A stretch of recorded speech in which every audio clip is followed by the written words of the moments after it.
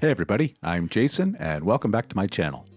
This is the 12th installment in a series of videos detailing the reassembly of a 1987 Honda XL600R basket case. The plan for today is to get the wheels back on the bike. I'm kind of tight for space here and it would make things a lot easier if I could roll it on and off the lift without any assistance. As always, you can show your appreciation for these videos by giving it a thumbs up and subscribing to help my channel grow. Now let's get to it.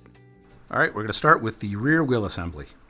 I've got it mounted in this very simple, cheap, and effective stand on one of my little work tables. It should do just fine for all I need it for. The rubber on the back tire actually looks pretty good. I know it's fairly old, but I'm not really sure what the final use for this bike is going to be. Either I'm going to use it for around the farm here, or I might just sell the thing and pick up a quad, which I think might be a little bit more useful to me.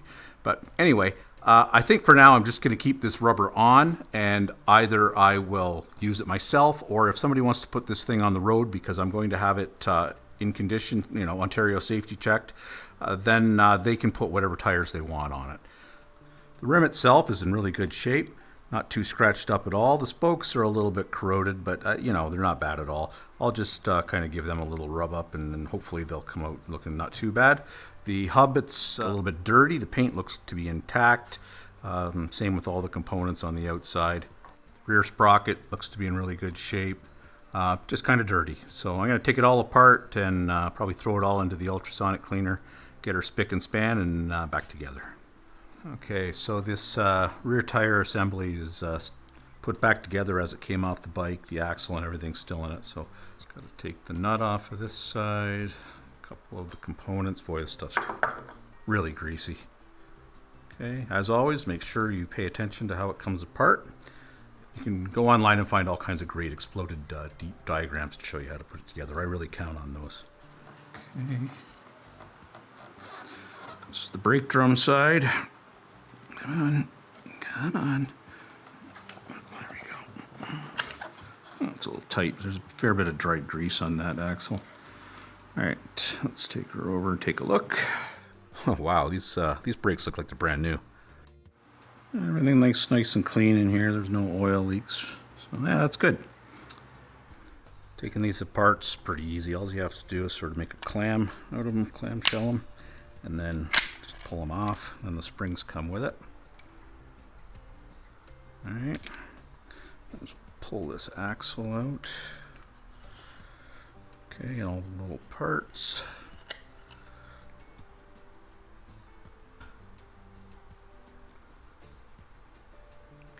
Yeah, looks good.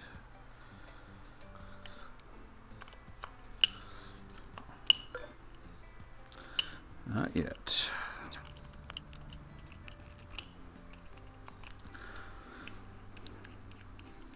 Okay. That's going to be on there kind of tight, but not too bad. It should just pop right out. There we go. A wiggle good. Okay, so I got the splines aligned, and then wow. All right, she pops right off. So that's an indicator. Shows you how your brakes are, the condition of your brakes.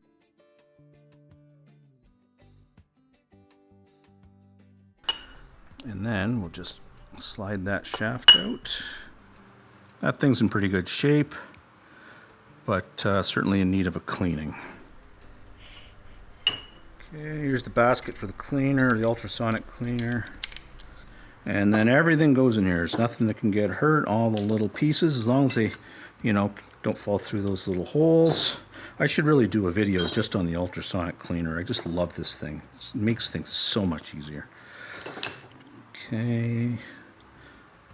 I'll take that apart once it's cleaned up. All the little stuff that could fall through those, I just throw in here a couple of nuts just so I keep them separate and I don't have to dig them out of the stuff later. There we go. All fits in there nice. As probably most of you know, I don't get very fancy in my ultrasonic cleaner concoctions.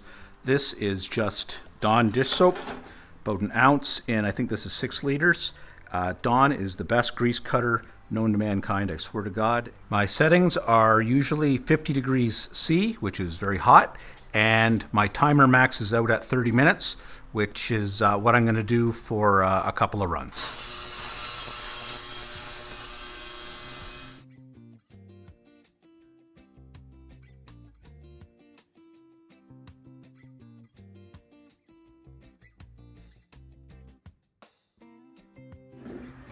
Cleaner's done its first cycle. So this whole cleaning exercise is just a matter of patience and a matter of personal preference. You know, if you don't mind a little bit of grease and guns, then, you know, don't worry about it too much. Personally, I like stuff to be clean, but I don't need it to be, you know, as new. Not in this case. If it was a restoration, perhaps, but this is just a cleanup. Everything looks good here, not much wear. It's starting to clean up really nicely. Okay. This thing's gross. All right, let's just a little clean up. Like I say, you really just are trying to let the cleaner get a little bit deeper into the part. That's all you're trying to do here. You're not trying to clean it. You're just trying to kind of deglaze the grossness so that the hot soap can get in and do what it's going to do.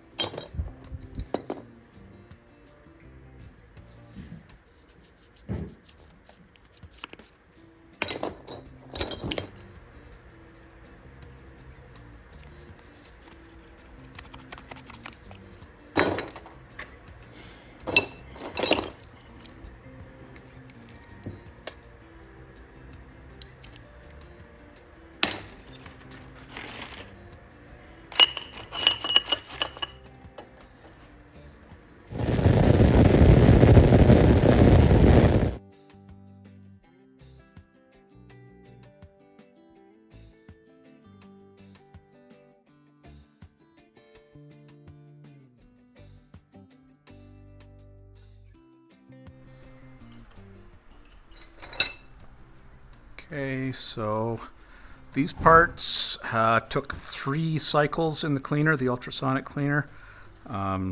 Every time I would take them out, I would just go over them, make sure there was no big chunks of grease or anything left on them. You know, just kind of get them a little cleaner, and then now they're nice and clean. They come out hot, right? This thing's at 50 Celsius, which is hot, and they dry really quick, I find. So all I do is I inspect each part, make sure that they've been cleaned properly. There's nothing left on it. I'll probably hit some of these on the wire wheel just to clean them up a little bit more. Like, see, you know, that's got a little bit of tarnish on it. The numbers, you can read them, but that's nice if that's clean. So I'll probably just give it a little hit on the wire wheel. Remember how greasy that was? Look at that, nice and clean. Cleaning a bike is more than just for looks, eh? When you clean every little part and check it out, inspect it, look at it, you make sure that everything's in good shape. It's same thing if you buy a car. The best thing you can do, or if you own a car, the best thing you can do is keep it clean. Wash it every now and then. That way you'll see when you've got issues. You know, you can tell when there's a new little scratch or ding, or there's a piece of trim hanging off, or whatever. Crack in the windshield. That's when you notice stuff, is when you give it a good clean. Wire wheel that.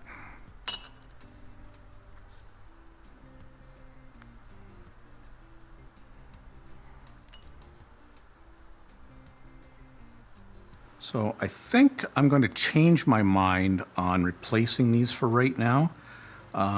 If I end up keeping the bike and just bombing around the farm with it, those are good enough. If I have to have it safetied Well, we'll see. We'll see. I've ultrasonic cleaned brakes many times, and I've never had a problem. So I'm not too worried about that. You know, if they can't take a little bit of water and heat, what good are they? They might need to be deglazed just a little bit. I'll probably just end up keeping these on there for now, and if I safety it, well, then I'll change them.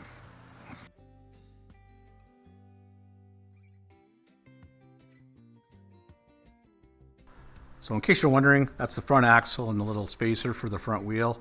I didn't want to have to heat this thing up and, you know, go through all this for just two little pieces. So I did them at the same time, but we'll take a look at those separately, okay?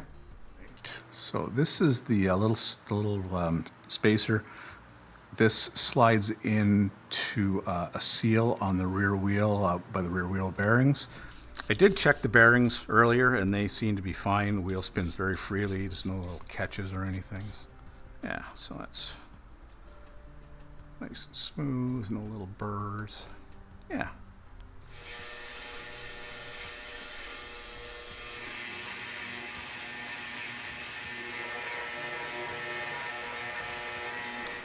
Okay, let's look inside this brake drum here. We've got a fair bit of rust built up, probably from sitting, to be honest with you. A little bit of a ridge right here, so I'm just going to take some sandpaper and just knock off the easy stuff, and we'll see how bad this really is.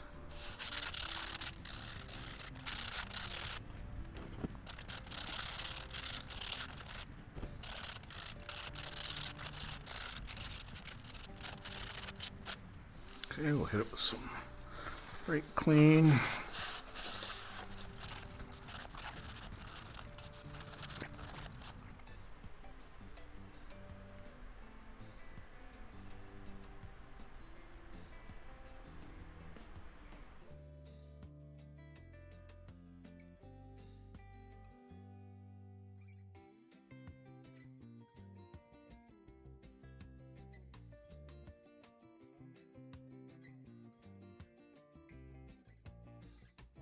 All right, let's throw this thing back together, all right? What we're gonna do, we'll just a touch of grease, not anything too heavy, just enough, you know, to know that it's got something. This is just regular old bearing grease, you know, nothing fancy. You don't want to put too much on because you don't want any chance of the grease getting into the brake system, right? Okay, then we put this little thrust washer on. I'm not just 100% sure what its purpose is, but it came off, so it's going back on. All right, and then this will go back in like so. Hopefully you can make it out. There's a little dot right there on this shaft on the end. It's been punched in. And then you'll see on this side there's a difference in the splines. Okay. This is the wear indicator for the brake. So it will only go on like that. Okay, can't go on any other way, which is kind of nice. Love it when manufacturers do that, so there's no guesswork. Okay, and then similarly on the arm that connects to the linkage, punch mark. Okay, so you just line up that punch mark like so. And this nut and bolt go through, tighten on.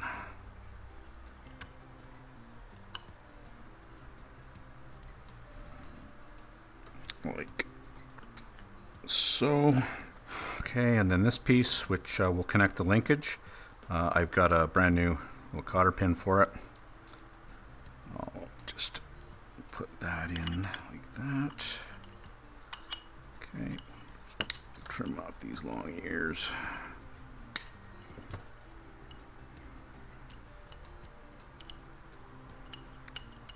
Right, so that little arm's hooked up. Nice and smooth, very smooth. Done. Brake shoes back together. I was just handling grease when I put that little shaft back in, so I washed my hands. I don't want to get any kind of grease on these things.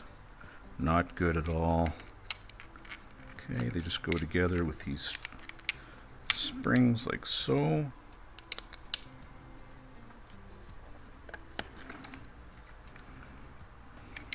Okay, pull them up like that. The tiniest bit of grease.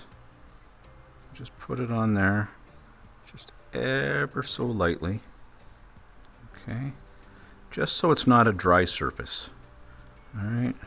I think there's actually a special grease or oil for this, but I've always just used grease and it seems to work. Okay. Same thing down here, just a wee tiny bit. See right there, I got a piece of grease. You got to make sure you get that off. Okay, and all you have to do, wash your hands. Don't want any grease up there. Just take this like so. Okay, and then kind of put one on, and then you just pull the other one over like so, like that. Okay, very simple. Awesome. Nose in place, and when you pull the arm, see, they open up, and tighten into the drum. Just going to take some brake cleaner. Spray it on there. And just give these one last wipe.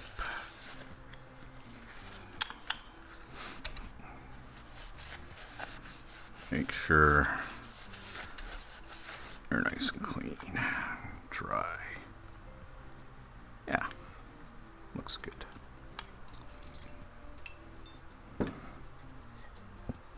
Okay, here's the axle. Just going to put a little bit of penetrating oil on it, just to, once again, just so it's not dry. Okay, so these units here are used when you tension your chain. The numbers on it, you want to make sure it's the same number on each side. So there is a left and a right, and it always goes on this way so that this thing would hit the top if it was around that way. You follow?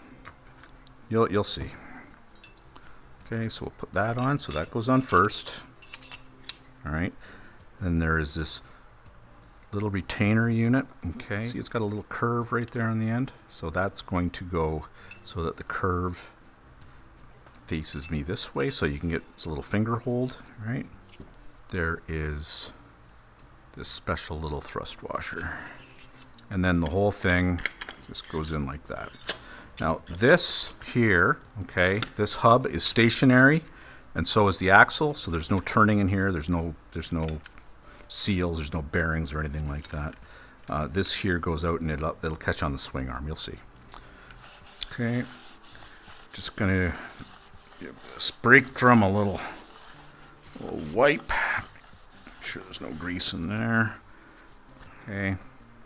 Bearing, nice. Put this, slide that in like so, and just for fun, so that would pull that way. Look at that. Okay, good. Don't have to worry about any of that right now. That's setting that up comes later.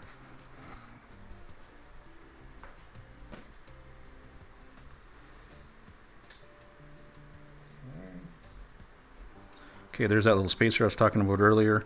I just put a little touch of grease on that once again. So this spins inside of that oil seal. I think I'm probably going to replace that oil seal, but I want to get enough stuff together to make a decent order. So I've got a list going of things I need to return to, and I think that's going to be one of them. Okay, and then that goes on there. A lock washer, and then the nut. Okay, so that's the rear wheel done.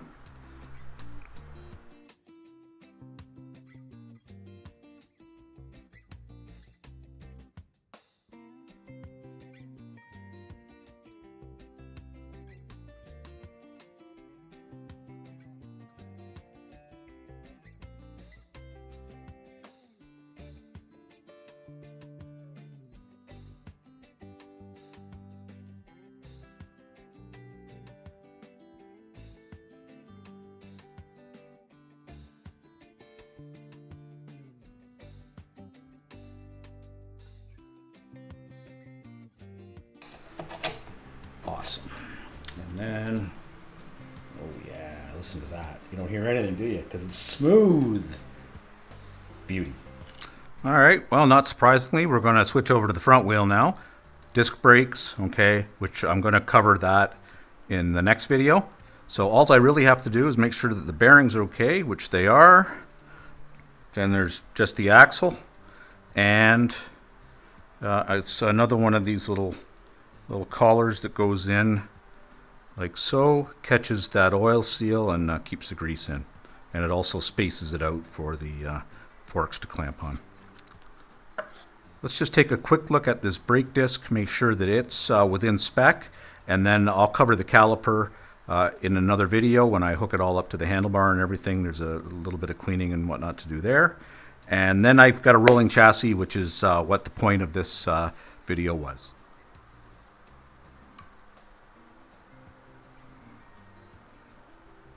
Okay, so that's 131 thousandths of an inch. Okay. Check it in a different spot just to be safe. Okay. And we've got 131 thousandths of an inch. All right, so here we are, stamped right into the disc. Minimum thickness is 3 millimeters. 131 thousandths of an inch works out to 3.33 millimeters. So I've got a third of a millimeter before this goes, which is actually quite a bit. Okay, so we're good there. Okay, the rubber on this tire is definitely not as good as the rubber on the rear. It's got a lot of funny wear in it. So it's going to definitely have to be replaced. Even if I was keeping that on the farm, I think I'd want something a little bit better than that. They're not expensive, and I kind of have a feeling I have another one of these. Might even be on a rim downstairs. I'd have to check that, double check that. But yeah, not a big deal. But for right now, just to get the bike moving around, it'll be okay. Okay, these two little ears catch on to the speedometer mechanism, which I'll get to. I'll get that in another video. This strictly is just getting the bike as a rolling chassis, and I'll consider changing that seal there as well. Bearing seems good, so we'll just mount her on the bike and get her rolling.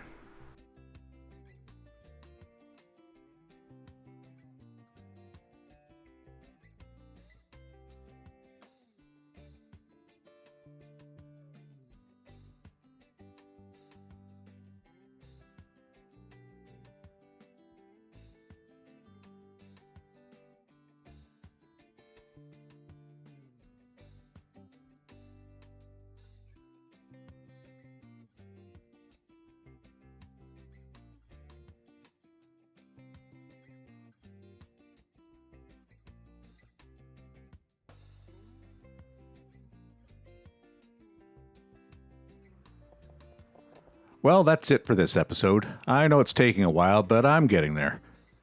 Thanks for watching.